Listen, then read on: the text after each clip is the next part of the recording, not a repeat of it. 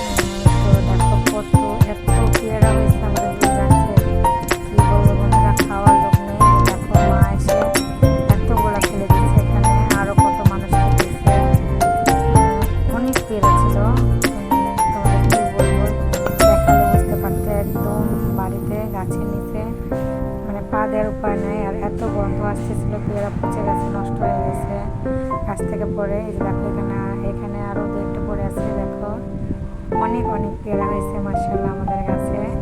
অনেক মজা এগুলো খাইতে। আমরা তো ঢাকাতে পেয়ারা কিনে খাই, তো দেশি পেয়ারার কথাই তো আলাদা, তাই না? অনেক স্বাদ লাগে খেতে। যে আমাদের বাড়ি, এটা পিছন দিক থেকে দেখা যাচ্ছে।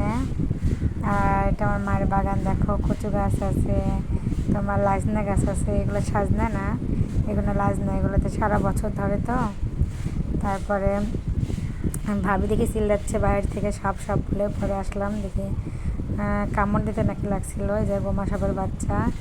আমাদের বিল এলাকায় এটা একটা প্রবলেম, বর্ষার সময় প্রচুর সাপ বের হয়, সাবধানে থাকতে হয়, অনেকে মারা যায়।